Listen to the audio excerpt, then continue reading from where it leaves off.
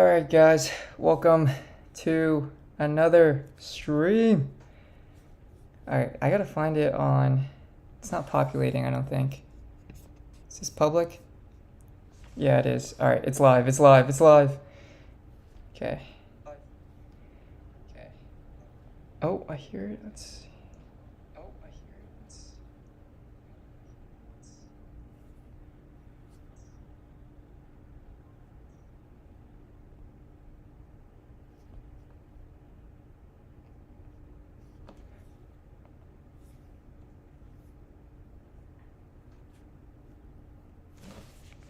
All right, I just sent it. I sent it to the team. Maybe they'll hop on. Okay, so Intel Q3 earnings. It's a big day. I think Intel is up 7%, 8%. Okay, so earnings, Intel earnings release. Let's take a look at the infographic and the webcast. Okay, let's sign in. Zang Fund. We'll call it Send It. Can you get logged in? Alright, so this is live. It's live. It's kind of loud. I don't know if you guys can hear it.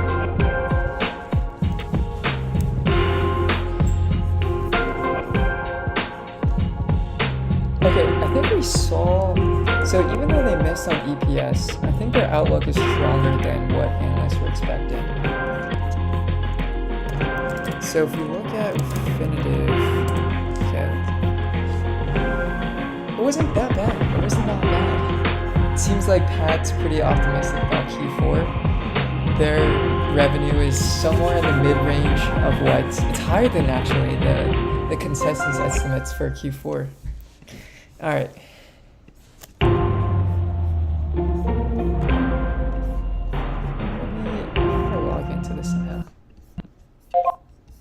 Oh, it's on. Thank you for standing by and welcome to Intel Corporation's third quarter 2024 earnings conference call. At this time, all participants are in listen-only mode. After the speaker's presentation, there will be a question-and-answer session.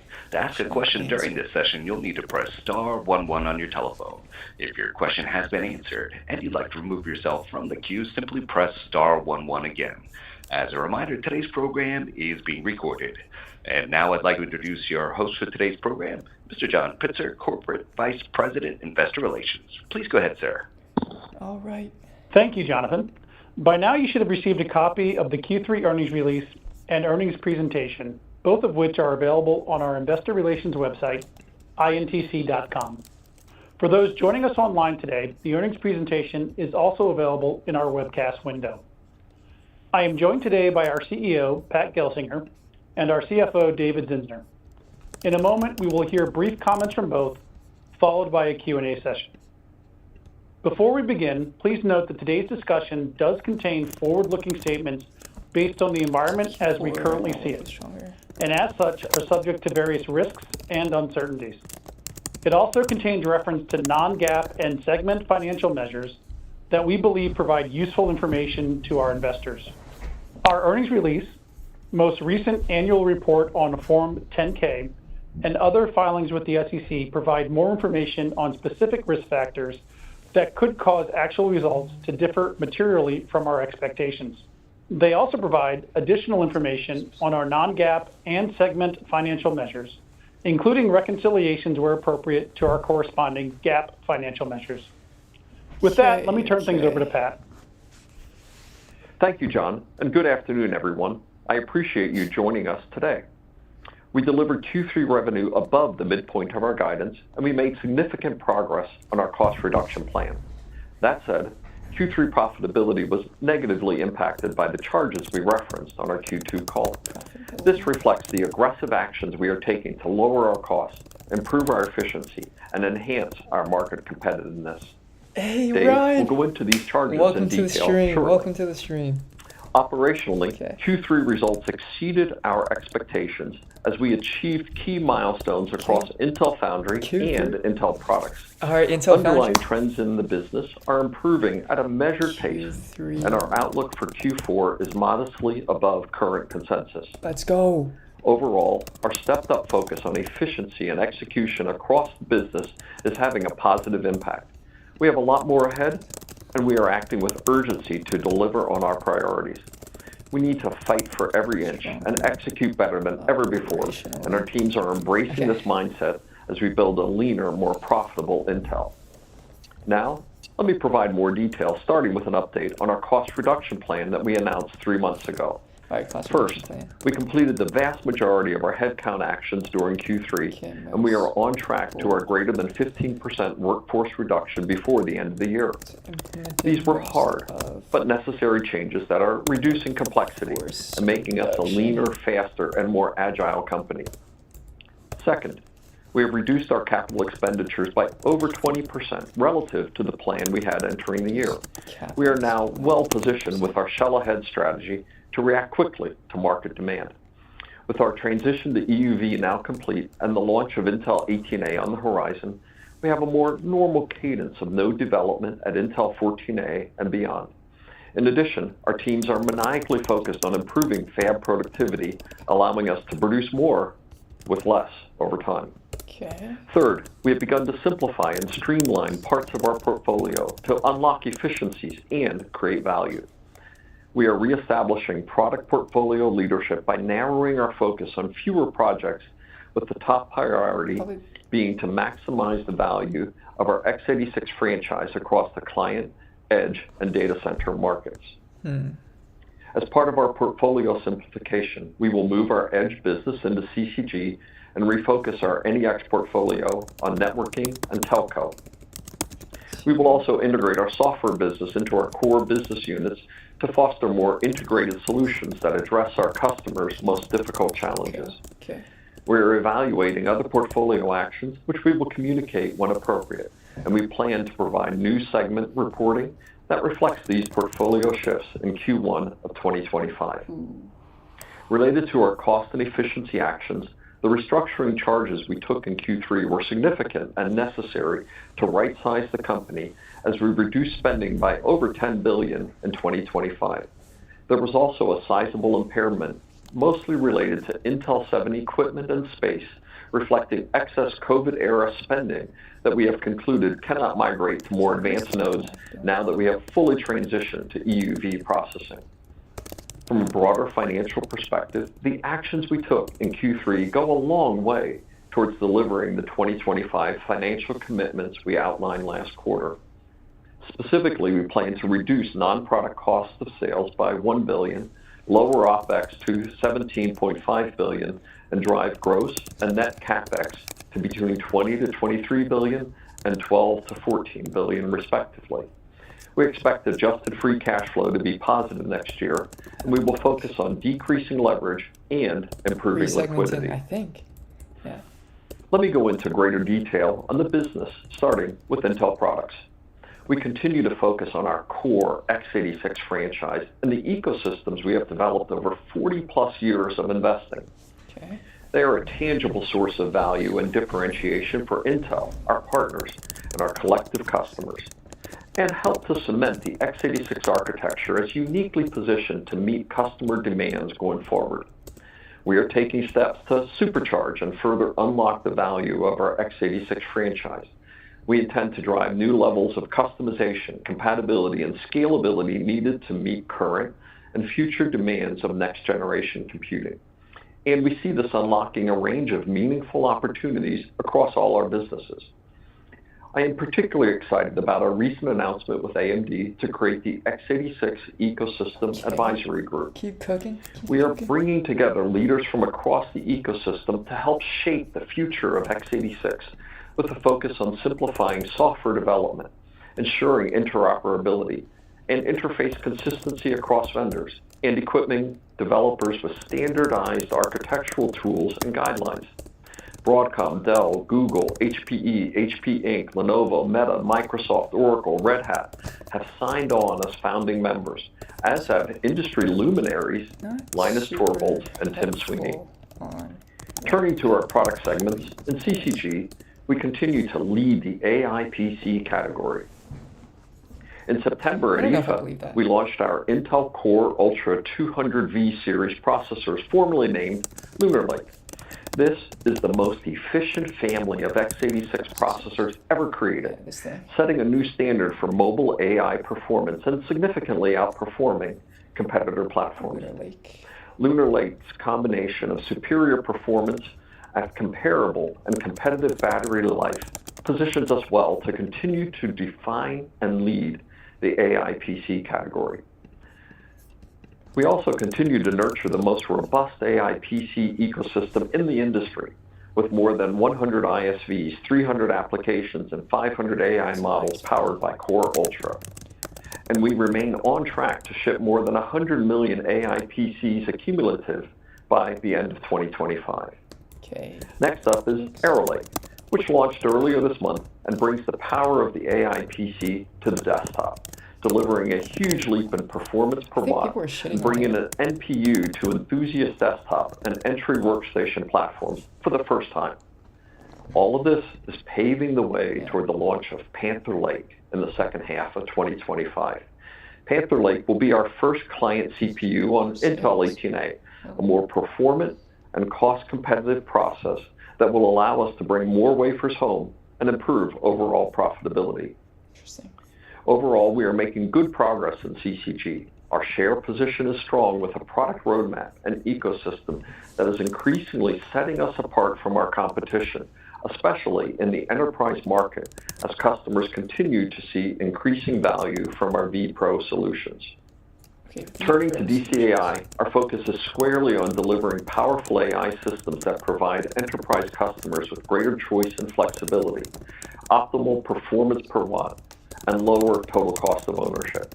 And this quarter's launches significantly enhance our market competitiveness, even as we recognize we have more work to do. We launched our latest Xeon 6 product, codenamed Granite Rapids, which doubles the performance of the prior gen with increased core counts, memory bandwidth, and embedded AI acceleration.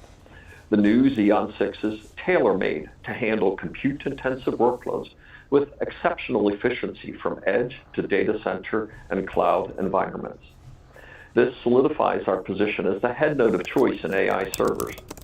Greater than 70% of GPU-rated servers are already using Intel Xeon as the host CPU. And we have a significant opportunity to build on this as we continue reestablishing Xeon's competitive strength and market leadership. This quarter, we also launched our Gaudi 3 AI accelerator, which delivers twice the networking bandwidth and 1.5x the memory bandwidth of its predecessor for large language model efficiency. Okay. While the Gaudi 3 benchmarks have been impressive, and we are pleased by our recent collaboration with IBM to deploy Gaudi 3 as a service on IBM Cloud, the overall uptake of Gaudi has been slower than we anticipated as adoption rates were impacted by the product transition from Gaudi 2 to Gaudi 3 and software ease of use. As a result, we will not achieve our target of $500 million in revenue for Gaudi in 2024. That said, taking a longer-term view, we remain encouraged by the market available to us. There is clear need for solutions with superior TCO based on open standards, and we are continuing to enhance the Gaudi value proposition. In NEX, we announced last month that we will be focusing the business on networking and telco as part of our efforts to simplify our portfolio, drive productivity, and enhance our market position. We will move our edge business into CCG, which creates a meaningful opportunity to more efficiently leverage our core client business and extend our leadership to a wide range of vertical edge solutions, especially as AI on the edge accelerates. As a simpler, more focused NEX, we are better positioned to gain profitable share in the most attractive markets. In networking, we continue to further open source Ethernet solutions for connectivity through our Ultra Accelerator Link and Ultra Ethernet Consortium. Let me now turn to Intel Foundry. Intel Foundry. The key part of our strategy is returning to process leadership through disciplined execution of our roadmap. Intel 18A, our fifth node in 4 years, is healthy and continues to progress well at this stage in the development process. Our lead vehicles for Intel 18A, Panther Lake, and Clearwater Forest have met early 18A milestones ahead of next year's launches. Let's go. In addition, we have seen good traction with the release of our 1.0 PDK last quarter and the material increase in the engagements and the number of RFQs we are actively quoting. While we will not win them all, we are confident in our head-to-head position based on feedback from potential customers. Most recently, as announced, we are finalizing a multi-year, multi-billion-dollar commitment by AWS to expand our existing partnership to include a new custom Xeon 6 chip on Intel 3 and a new AI fabric chip on Intel 18A. Beyond AWS, we added 2 additional 18A wafer design wins this quarter from compute-centric companies, and our pipeline of potential wafer designs has grown nicely over the quarter. Given our leadership in advanced packaging capabilities, we also added multiple back-end design wins this quarter.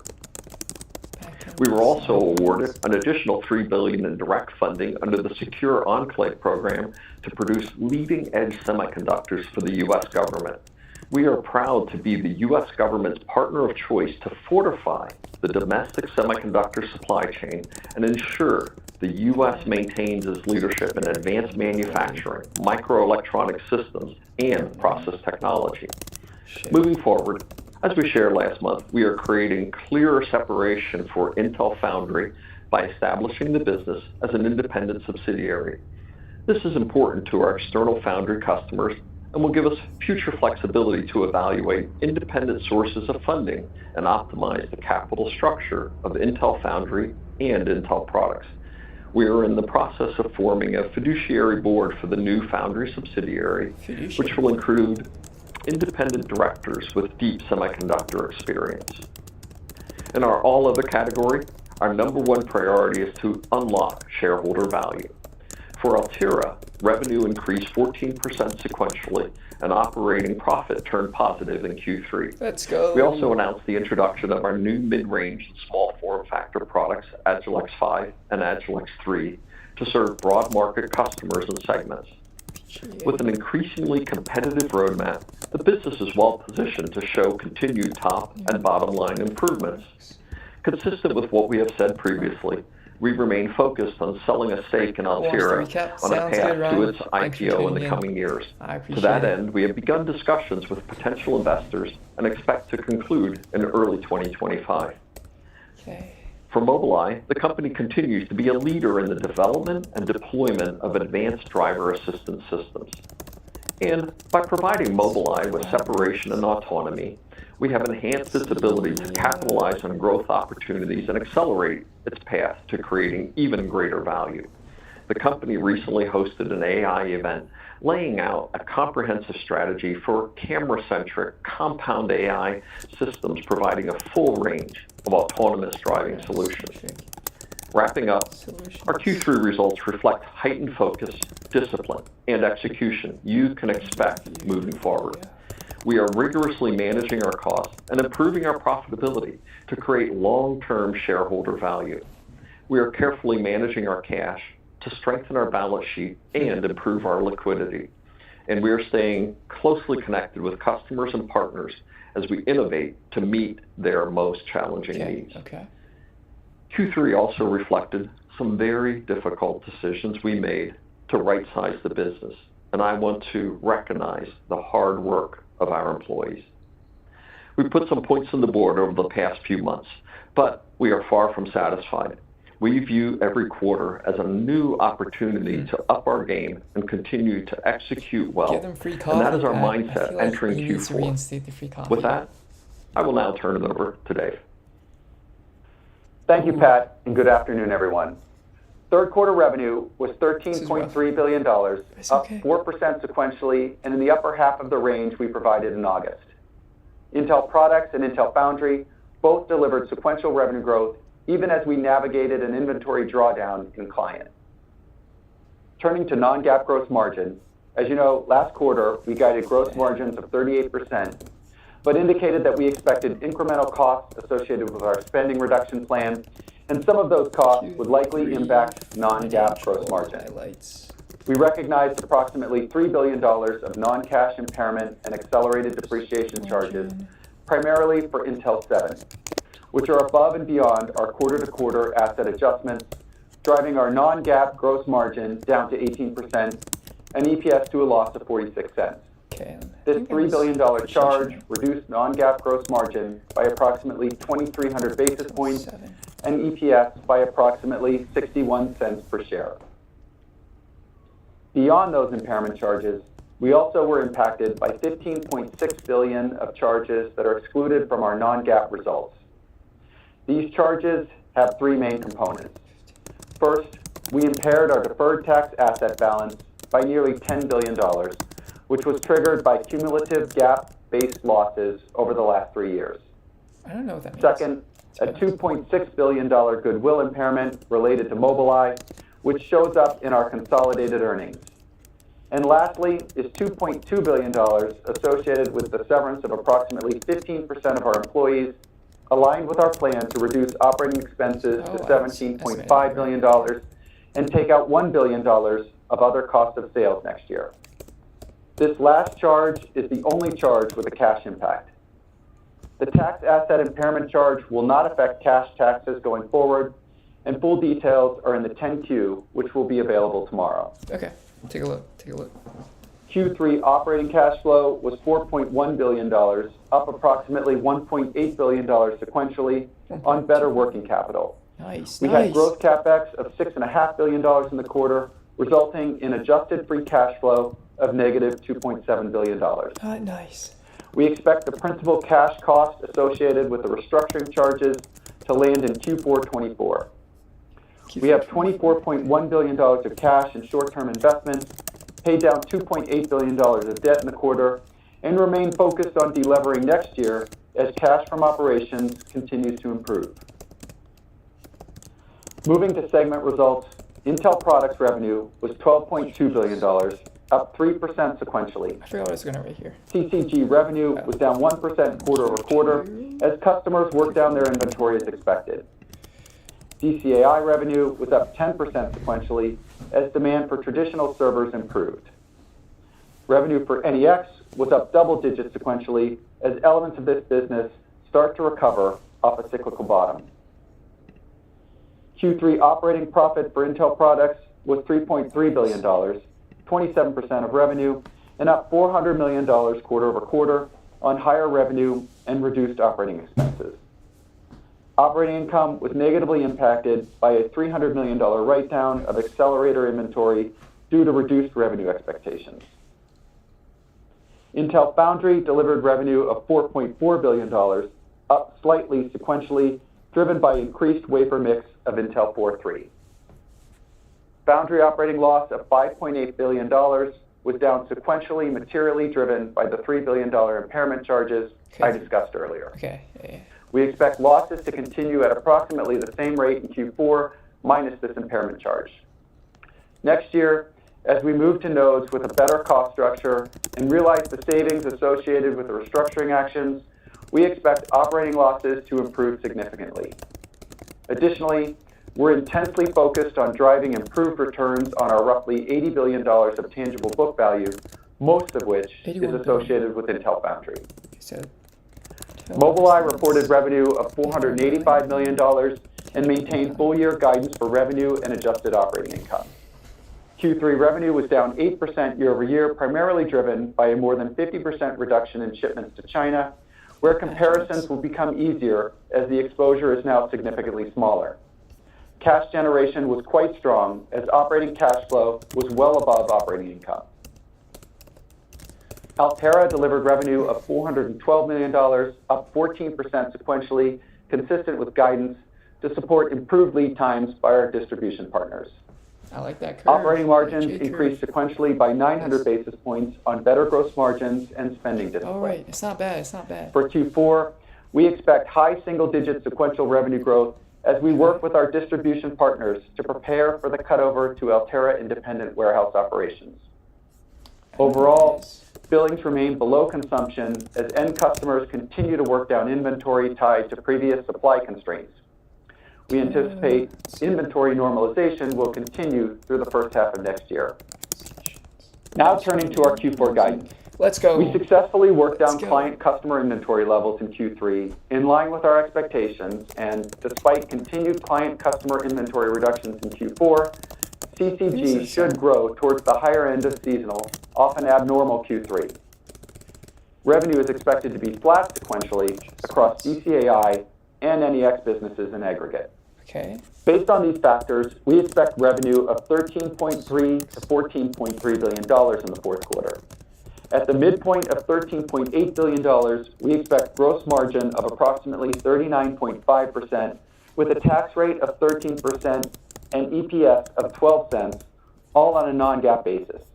Okay. On a GAAP basis, as we continue to execute on our cost actions and portfolio decisions, we expect additional restructuring charges in Q4. We continue to size the business to support trendline revenue growth of 3 to 5% annually, with the ability to scale up to 7 to 9% as demand dictates. We anticipate that our 2024 gross and net capital investments will be approximately $25 billion and $11 billion, respectively. Damn. Our expectation is for adjusted free cash flow to be negative in 2024 due to the restructuring charges disclosed today and the uncertainty around the timing of capital offsets as we approach year-end. In 2025, with OPEX of approximately $17.5 billion and gross and net CAPEX of $20 to $23 billion and $12 to $14 billion respectively, we expect to achieve positive adjusted free cash flow. Okay. Before I close, let me take a moment to remind you of a couple items as you model 2025, and that today's restructuring and impairment charges are in service to achieve this financial model. First, we are positive on the growing market adoption of the AI PC and our strong product positioning. As our mix of outsourced products and CCG grows in calendar year 2025, and we ramp Intel 18A to support Panther Lake, gross margin expansion could be muted, particularly in the second half. We expect gross margin fall through to significantly improve in 2026, driven by the vastly improved cost structure of Intel 18A, the return of tiles to a meaningfully underutilized Intel foundry, and operational efficiencies. Second, the estimated $700 million on a GAAP basis of non-controlled income from Mobileye, Altera, IMS, and the portion of the SCIPs earned by our partners is expected to be heavily weighted to the second half of 2025 and will continue to grow in future years with the ramping of wafer outs at our SCIP fabs in Arizona and Ireland. SCIP fab. In closing, our profitability remains well below the standards we've set and recognize there's much more work to be done to improve the efficiency of the business. We're encouraged by the progress we made this quarter to right-size the spending, and our process and product execution, combined with a strong external customer traction in the quarter, give us confidence our strategy will deliver compelling shareholder returns. I'll now turn it back over to John to start the Q&A. Thank you, Dave. We will now transition to the Q&A portion of our call. As a reminder, we would ask each of you to ask one question and a brief follow-up question where applicable. With that, Jonathan, can we take the first question, please? Certainly. And our first question for today comes from the line of Ross Seymour from Deutsche Bank. Your question, please. Hi, guys. Thanks for letting me ask a question, and congrats on the solid results. Pat, I want to talk about the 18A transition. Can you just talk about what are the metrics we're going to be able to see externally on this to give people confidence in the ability to ramp it? You've said it's healthy. You've talked about new design wins, but when are some of the true metrics going to come, either internally or perhaps even more importantly, externally, as your Intel Foundry revenue from an external customer base grows? Yeah, thanks, Ross. And obviously, this was a good quarter on the progress that we had. 3 new customers, Amazon, which we were public on a few weeks ago, Panther Lake and Clearwater Forest internally, 2 new external customers added to that, so solid progress on it. Clearly, next year, there's not a lot of financial benefit from it, because we're only ramping late in the year. Thus, we'll be giving more qualitative metrics on progress as we go through the year, Ross. We'll continue to update, give LDV updates, lifetime deal value for Foundry updates as we go through the year.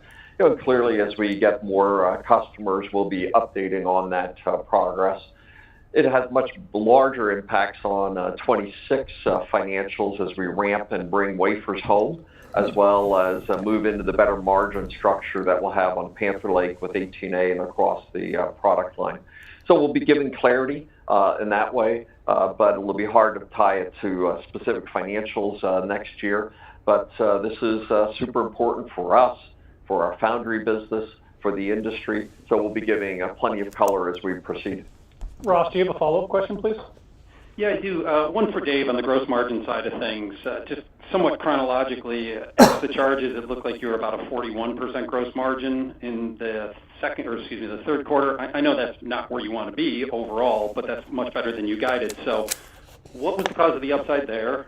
Why is it going down in the fourth quarter? And what are the big picture puts and takes that you're alluding to about the gross margin leverage or lack thereof, especially as we get into the second half of next year?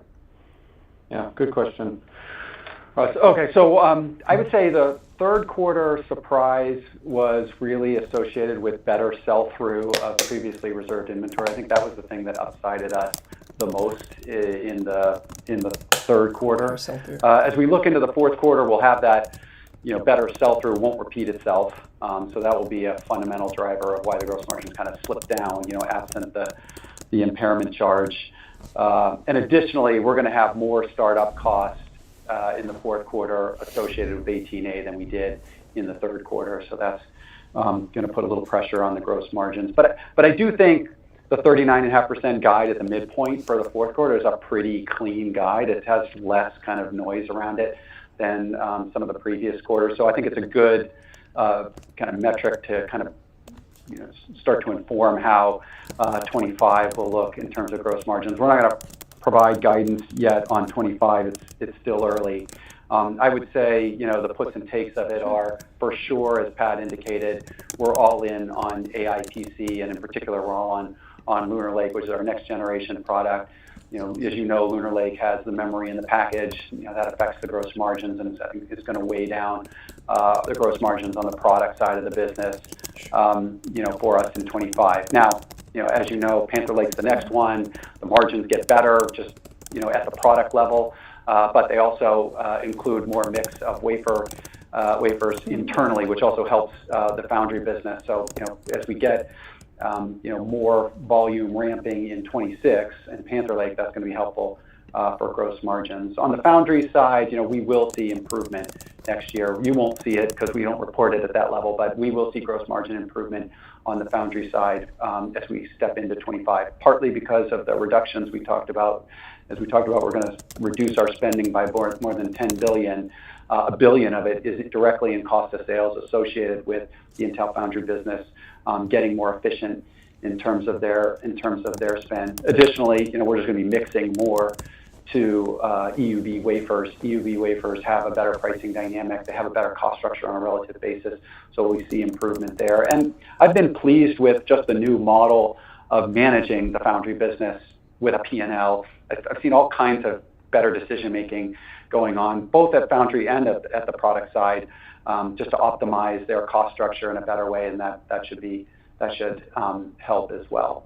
Longer term, I just think, as we continually improve our product portfolio, both in foundry and products, that usually commands a better margin profile, and will also longer term be a tailwind, but not yet. I think something that shows up meaningfully in 25.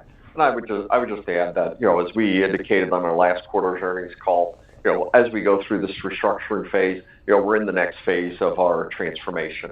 With that, we're much more focused, on the sustainable business model results, shareholder return, financial disciplines. The first phase is very much about getting back in the game, getting process in place, getting shell ahead in place, getting our products competitive. So I think overall, Ross, we're going to be much more focused on it. Those are the tough actions we've taken this quarter on getting our cost base where we need to be, and overall the operating margin, the gross margins of the company, overall cost base, CapEx investment. They're just getting a lot more attention from us as we go forward. Thank you, Ross. Jonathan, can we have the next question, please? Certainly. And our next question comes from the line of Timothy Arcuri from UBS. Your question, please. So, Pat, I think you mentioned at a conference maybe in September that defect density on 18A is, you said sub 0.4, I think. Can you just talk about how that translates to yields? Is that sort of a good enough number to translate into high volume? And what sort of number for, say, defect density does a customer want to see when they're looking at your foundry? Yeah, and defect density is a complex conversation, Tim, because big die sizes have lower percent yields, right? Even at the same defect density, so it's very variable depending on the particular die size of the product. So, when we said the D0 of less than 0.4, that was a healthy yield number at this phase of the process development. That's not yet a high volume production yield level, but we're not at that phase of the process development yet for 18A. So it's a number that says we're at where we want to be at this point in the process development life cycle. Clearly as you bring it to high volume production, which we'll be doing in the second half of next year, we have to be markedly lower than that in terms of defect density. But we believe that we see all the signs, the signals, and we're managing this very carefully to accomplish that as we get to next year. Similarly, as we look at today's Intel 3, we're accomplishing the defect densities with the maturity levels that we'd expect on that. But again, yield in the process technology is something you're never done with, right? You hit key milestones on quality, yield, and then you go into high volume production and you continue to work on that going forward. I'd also emphasize that the Arizona ramp is important for us as we move to 18A. And that comes online in volume in the second half of next year. And that's all on track as well as we have tool move-ins, EUV tools in qualification now, first wafers coming out of the volume fab in Arizona in Q1 of next year. So overall, we're progressing well, and we'll be giving you updates as we proceed. Tim, do you have a follow-up question? I do, yeah. I have a question on Panther Lake, Pat. So I know that it's coming back in house, but we do still hear that most tiles are still being outsourced. Can you speak to that? Is that a change, or was that always the plan? And I guess when you look at Nova Lake on the desktop side, is it still being dual track, meaning that there is still an option that it could be outsourced, or is it guaranteed to be brought back in house? Yeah, thank you. Panther Lake, some tiles will be external, but the majority of the millimeter square in the package are back internal. It's more 70+% of the silicon area is back in house. So the majority of Panther Lake wafer capacity by a good margin is coming back inside for Intel. Nova Lake, we definitely have some SKUs that we're looking at continuing to leverage externally, but the large majority of Nova Lake and more of the additional tiles have come back in-house as well. So, we still have some flexibility in the Nova Lake product, but the large majority of that is committed to the Intel product or Intel foundry. So overall, we are absolutely executing on the bringing wafers home strategy that we've laid out. That said, TSMC has been a great partner. Clearly, Lunar Lake has demonstrated the strength of that partnership, and one that we'll use selectively in our product lines, for the future. But a large percentage of wafers coming home that meaningfully fills our factories, that also meaningfully improves the margin structure of Intel and Intel products. Thanks, Tim. Jonathan, can we have the next question, please? Certainly. Our next question comes from the line of CJ Muse from Cantor Fitzgerald. Your question, please. Yeah, good afternoon. Thanks for taking the question. Wanted to follow on that last question in terms of the optionality in terms of securing leading edge capacity. Obviously, you're all in on 18A, but if that were to get delayed, what do you have in terms of negotiated capabilities in terms of securing capacity in 26, 27? And on the other hand, if 18A proves to be more successful, how are you thinking about time frame of being more aggressive in terms of adding capacity in Arizona? Yeah, thank you, CJ. I'll say, we have optionality in the product portfolio. That way, we have more resilience in our supply chain than competition does as a result. So we feel quite good about that. We continue to really value the relationship, right, with TSMC, and our product portfolio is set up very nicely with respect to 18A capacity, given our shell-ahead strategy and the investments that we've made over the last several years, we have a lot of flexibility to scale up if market conditions require for our products, but also if market conditions require for our foundry customers as well. And given the margin stacking nature, that we uniquely are able to benefit from, every wafer we bring home, adds to the margin structure of Intel in a meaningful way. So we really are setting ourselves up very nicely for the future. And as we make progress on 18A, 18AP, 14A, an aggressive roadmap, advanced packaging, which is uniquely based on Intel technologies and finding more momentum in our product line, but also in our foundry customers. We really are starting to see the benefits of the long-term strategy that we've put in place with Intel products, with Intel Foundry. CJ, do you have a follow-up question? I do. Following the better the consensus guide for Q4, could you give us an early read on how you're thinking about seasonality into Q1? So we're not going to provide, CJ, guidance for Q1. Let's work on Q4, and we can update you in January. The average seasonality for Q1 is in the 8 to 10% range, and we'll give you more color as we get into next quarter's earnings, whether we are going to be seasonal or see things differently than that. Yeah, and I'll say, overall, it's hard to say. We have geopolitical factors and other things that the world is looking at, and I don't think we have any wisdom, beyond that at this point. We're clearly trying to manage the business to a cost structure that we're very comfortable with. But as we indicated by the last question, CJ, we have a lot of flexibility to scale up if necessary, or we have the opportunity to do that as well. And, overall, there's quite a bit of uncertainty, I think, in the marketplace. So our strategy positions us well to deal with those overall uncertainties that we don't control, but we're very committed to control what we can directly do. Thank you, CJ. Jonathan, can we have the next question, please? Certainly. And our next question comes from the line of Vivek Arya from Bank of America. Your question, please. Thanks for taking my question. For the first one, I wanted to go back to 2025 and how we should kind of conceptually look at it. I think at one point you trend line of 3 to 5% growth top line. Is that how we should think about sales? And then on the gross margin side, Dave, you said that muted expansion. Right, and if I look at your Q4 of 39.5, is that sort of what you imply for 2025? And I ask that because I think at some other point you also mentioned headwinds in the second half of 25. So that got me confused as to whether it could dip below these levels. So just, I know you're not giving 25 outlook, but you did give a trend line number, and you did, kind of give us this 39.5% metric. So any color would be very useful. Yeah. So on revenue growth, again, we're not going to. Tough question. For 2025, I'd say just that we are managing the business in terms of how we're investing in the business to a 3 to 5% growth rate next year, but over time in our minds. And if things turn out to be better, then that's good fall through to us from a profitability perspective. I wasn't suggesting that you take the 39.5% and you move it every quarter. Clearly, every quarter is going to have some unique aspects to it. Only that 39.5 was a quarter in which it was clean, and it was a good proxy to start the calculation for the full year of 25. You're right. Yes, we do see more headwind in the second half versus the first half, given Lunar Lake becoming a more meaningful part of the volume over time for 2025.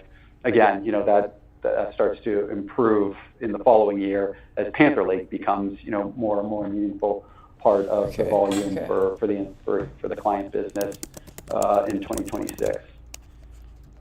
Vivek, do you have a follow-up question, please? Yes, thank you, John. So maybe one for Pat. Pat, what does the future look like for Intel's data center if there is no competitive AI product? Is just being CPU-centric good enough? At what point does the CPU get commoditized by custom chips or replaced with the ARM-based product? Just what is Intel's AI strategy right now? Yeah, thank you, Vivek. Maybe three different perspectives just to highlight. Number one is the CPU plays a increasing role in data center AI compute. And even in cloud-based environments today, head nodes are an area of strength for Intel Xeon already, as I reflected in my comments. As you go into enterprise AI, we expect to play a more prominent role. Databases, embeddings, refinement, are much more attuned to CPU workloads. And our strategy there is CPU plus accelerator or CPU plus Gaudi. So we see the enterprise use cases having a very long life associated with them going forward.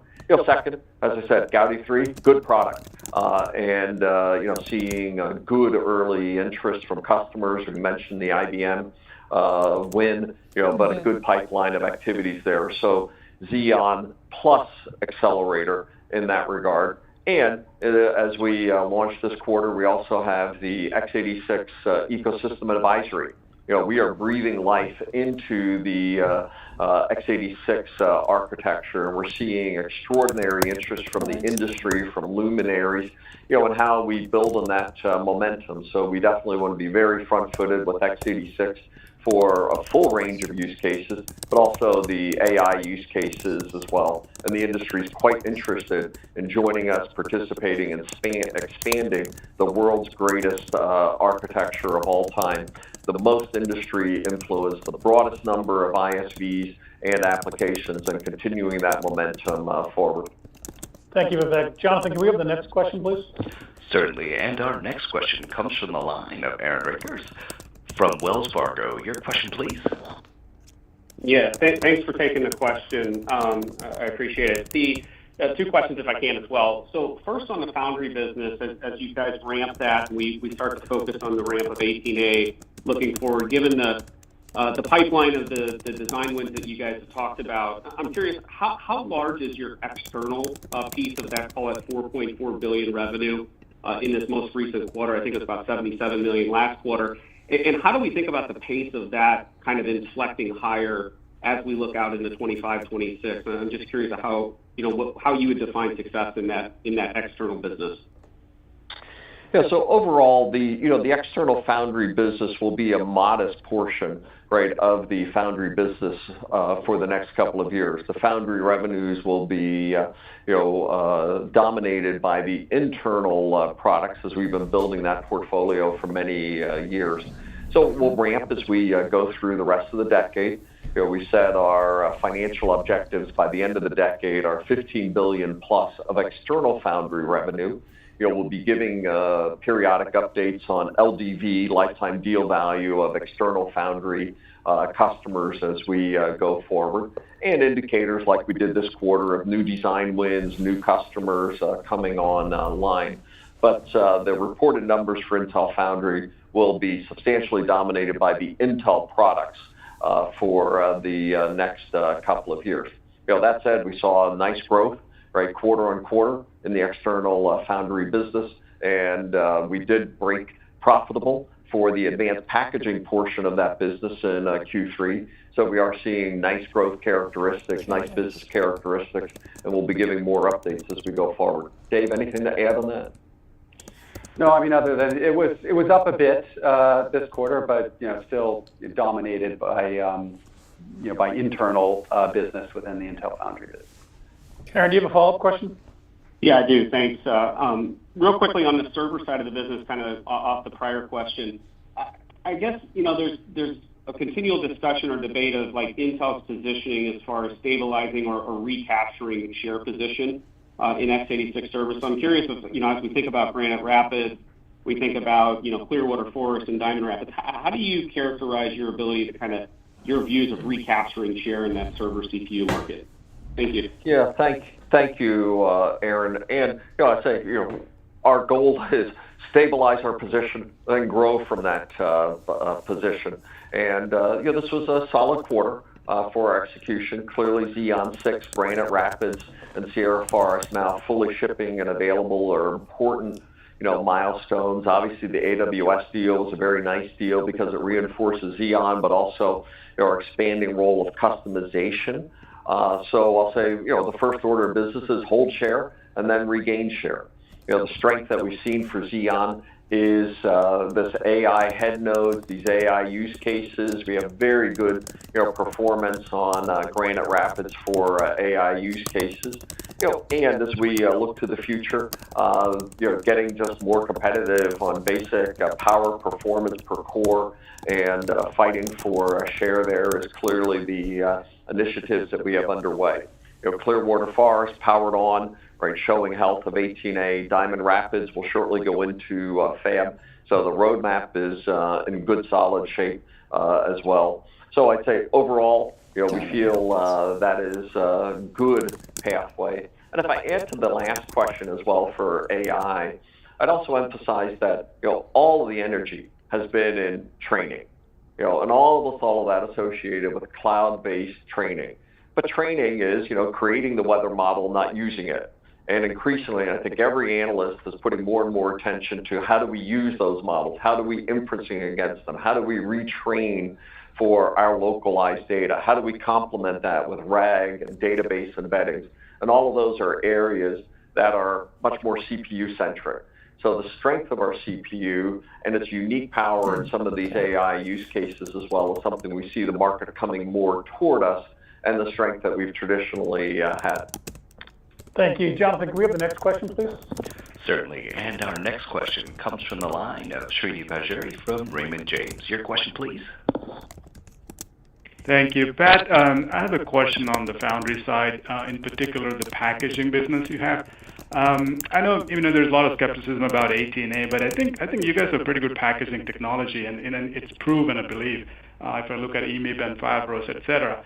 So my question is, given the tightness in the packaging industry right now, I would have thought we would see more interest in your packaging services. So I'm just curious as to why we are not seeing that. Is it because it's, I guess, there must be some nuances of using, your packaging with the TSM wafers? I'm just curious as to why we are not seeing more interest. That's a good question. Well, I'd say we do see significant interest in this area. And, moving your supply chains, though, is complicated and takes qualification time. And many of these designs were first designed on CoWoS, and now they're looking at Foveros. And then they're looking at the unique technologies that we have, like EMIB as well. So we actually see very good momentum in that area. Now, those aren't as revenue producing as wafer designs, so they're not nearly as large in size. But the pipeline of activities is very strong, and the quarter-on-quarter improvements we saw were largely driven by advanced packaging. Most of the external revenue that we'll see, which will be nicely up year on year as we go into 25 in the external foundry, will be advanced packaging, and we also see healthy margins for that technology as well. So, moving supply chains always hard and slow, but the progress that we've seen already, the design wins that we already include in our LDV, and then the pipeline of additional designs that we're engaging in, all of us give us great optimism that this becomes a foundational piece of our foundry business for the long term. And as I noted in an earlier comment, we did see our advanced packaging now as a profitable business to standalone by itself as well. Srini, do you have a follow-up question? Yes, I do. Thank you. I guess a question on the gross margin side, Dave. It's maybe too low. I guess, there are two issues impacting your PC gross margins. One, the wafer outsourcing, and the other, you said, packaging of the memory. I'm just curious, how much of an impact that memory packaging is having on your gross margin? I suppose that helps your ASPs, but I guess it hurts your gross margin percent. So just curious to know how much of an impact that's having. And then maybe, for Pat, architecturally, why do we need to, I guess, combine memory in one package? And is this something that's, going to be ongoing, or is it just a one-off with, I guess, Lunar and Meteor Lake? Thank you. Basically, yeah, and just to be clear, it's exclusive had to Lunar some pretty Lake, good but revenues, not their Meteor outlook Lake. for And the next it's quarter having a pretty is meaningful stronger than impact, consensus. a significant impact on Lunar Lake's gross margins. Very high level. And originally we were like a third the volume in terms of our expectations next year. Lunar Lake when we recognized how important the AI PC market would be and how good this part was competitively. We pushed the volume significantly up, and so that has put some reasonable pressure on the gross margins for the total company. Yeah, and maybe architecturally, the second half of that question, Lunar Lake was initially designed to be a niche product that we wanted to achieve highest performance and great battery life capability. And then AI PC occurred. And with AI PC, it went from being a niche product to a pretty high volume product. Now, relatively speaking, we're not talking about 50, 100 million units, but a meaningful portion of our total mix from a relatively small piece of it as well. So as that shift occurred, obviously this became a bigger margin implication, both for Lunar Lake and for the company overall. But we were very pleased to have the option, to scale Lunar Lake in higher volume because of the momentum energy around the AI PC category. That said, a volume product in a volume industry like the PC industry, you don't want to have volume memory going through that channel. It's not a good way to run the business. So it really is for us a one-off with Lunar Lake. That will not be the case with Panther Lake, Nova Lake, and its successors as well. We'll build it in a more traditional way with memory off package, and the CPU, GPU, NPU, and I/O capabilities in the package. But volume memory will be off package in the roadmap going forward, and we won't have this kind of impact that we're dealing with for 25 in the margin structure, specifically around Lunar Lake. But again, it's a great product, and we're happy that we have it in the portfolio, and we've scaled it commensurate with the enthusiasm of the AI PC category. Thanks, Srini. Jonathan, can we have the next question, please? Certainly. Our next question comes from the line of Chris Caso from Wolfe Research. Your question, please. Oh, 8%, not bad. Okay. Yes, thank you. Good evening. I guess the first question is on both CapEx and OpEx as you go through next year. And I think you were very clear about what the plans are and what the resulting free cash flow is. I guess, Dave, the question is how much flex, maybe in those numbers. I guess as you go through 25 and 26 as well, given the fact that you do have to invest in new technology nodes, how much flex is there for, changes in market conditions? Also recognize that you don't have very much revenue growth in the plan for that as well. Yeah. I think on the $17.5 billion for OpEx, that's a pretty firm plan. I mean, obviously we can make some adjustments here or there if necessary, but we think we right-size the investments to invest in the most important areas that Pat and the team want to pursue. And so that I would say is relatively firm. Maybe there's a little bit of variability there that we can make adjustments as we kind of progress through the year. The CapEx, there are three components to CapEx. There is, what we're going to invest for, the process, advancing the process. There's investment associated with this shell ahead, and there's investments associated with capacity. We're always going to make those investments to advance the process. That will always be the case. Shell ahead, we will, but we have largely caught up, I think, and so now we're going to be more measured, I think, as we look to, increasing our shell capacity. And then capacity itself then becomes the flex, the tooling out of shells, and we're, kind of modulating that based on what we see in terms of demand and, of course, managing it relative to cash flow. So there obviously is flexibility there as we progress through the year and into the following year. And our goal is to generate free cash flow, to generate adjusted free cash flow next year and onward. So we'll be managing CapEx, net CapEx accordingly. I guess the one other variable to the net CapEx would be any of the offsets, and of course we're aggressively pursuing offsets, some of which we know will already show up next year. Skip will be a component of our offsets next year. We're also going to start to see some more meaningful impact from the investment tax credit next year, which we have already baked into the forecast. Chris, the thing I would just to add a little bit to that, Chris, would be that now that we've gotten an EUV fleet right into our CapEx space, we have a lot more flexibility across that fleet. largely the CapEx used for Intel 3, 18A, and 14A highly leveraged across it. So we're much more building to overall capacity requirements and not this very rapid 5 nodes, 4 years, get back to a modern fleet of capability. Obviously, the other point to add to that is, now that we have finished this 5 nodes, 4 years, we're progressing to a more normal cadence of new technologies as opposed to this racing through capital. So that will also give us additional flexibility. And I'll say largely with the singular exception of high-NA EUV, the equipment bases are almost entirely the same across the 14A node as well. And even at high-NA, we built flexibility into the TD development that we have optionality to include or not include that as a central part of it. So we've built a lot of capacity. Now we're going to leverage that capacity in much more efficient ways for both a overall high volume manufacturing and a TD leverage going forward. Chris, do you have a quick follow-on? I do, and it's a good segue in the next question, Pat. And it's I guess the question about your comments on Better Together, and if you could kind of explain the rationale of why you think that's the case. Obviously there's various opinions on that, and if Intel would be willing or has looked at anything strategic beyond what the current plan is right now.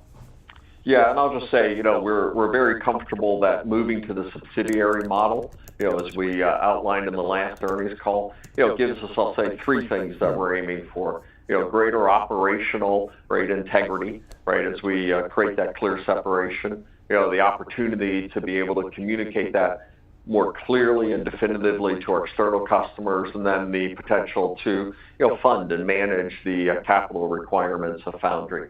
That said, the vast majority of volumes, through the decade come from Intel products.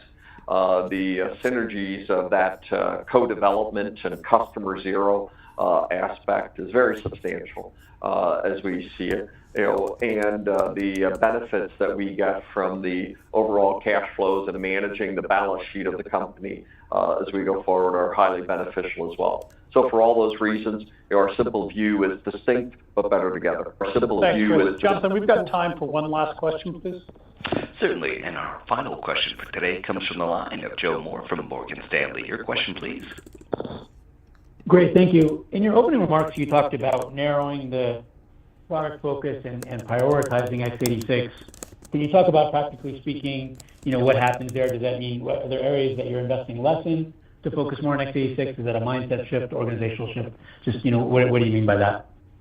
Yeah, and there's a lot of details behind it, Joe, but I'll just maybe give a couple of quick examples. We, for instance, created complexity in the server product line, E cores, P cores across different socket types.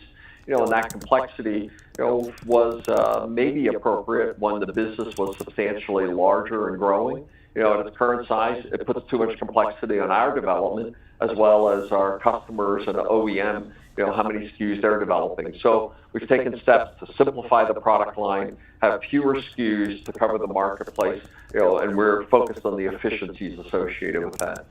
Similarly, in the client product area, simplifying the roadmap, fewer SKUs to cover it.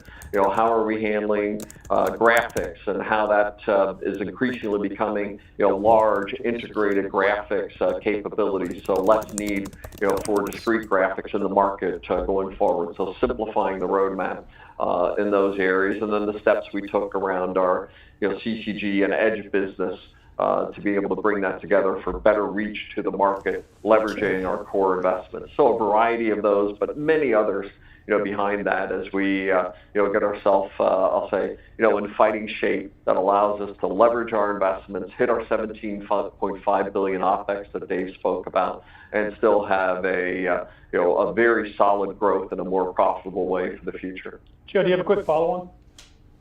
Yeah, I do. To the extent that you are kind of prioritizing the x86 leadership that you have, does anything shift in the IDM 2.0 model? Is it that Dave referenced that the arm's length relationship with IFS is still going really well? Like, is that still a focus? Is there benefit to, if the focus is more on internal foundry versus excess, to marrying those businesses more tightly? Just how do you think about that relationship? Yeah, and clearly, external foundry, right, requires a different view of how you run and manage that business. But the wafers, the cash flows come from the internal business. So this subsidiary model is a key piece of how we're going to drive that cultural transformation, but still bring the success of an at-scale, leading-edge, Western-centered, foundry model. That is an extraordinary asset for us, for the industry, and for the world.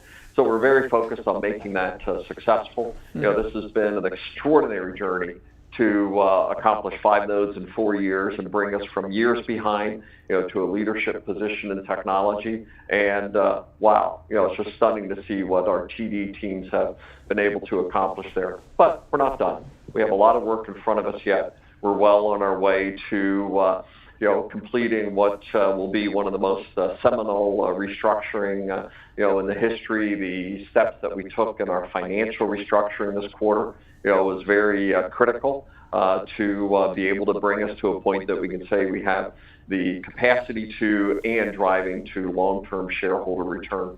So maybe just as we wrap up, thank you as always for joining the call. We appreciate the opportunity to discuss our progress, the actions we've taken. Q3 was a good step. Now we need to finish the year strong and prepare for 2025. We're determined to get it right, and I look forward to the updates along the way. Thank you, and look forward to speaking to you all again soon. Thank you, ladies and gentlemen, for your participation in today's conference. This does conclude the program. You may now disconnect. Good day. All right, well, that was the conference call. So I think overall takeaways, seems like this was a pretty good quarter for Intel.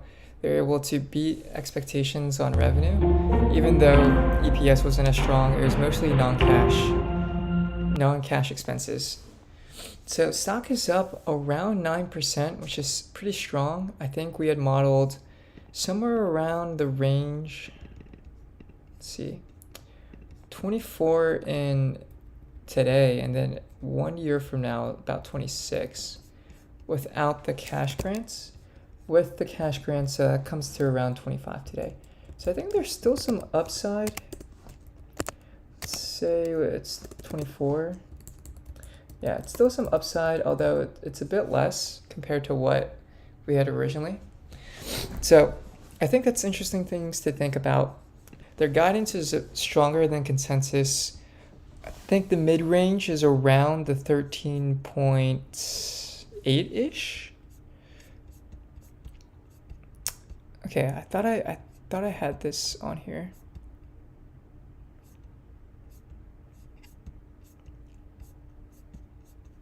All right, let me just find it real quick.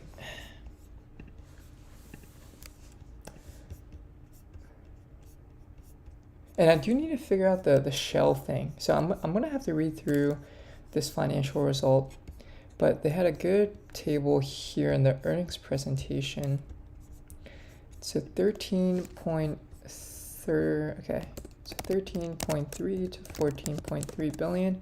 So that's a midpoint of, I think 13.8. So 13.8 billion midpoint. Okay, so that's pretty strong. I think consensus was around 13.6 billion. I have to double check.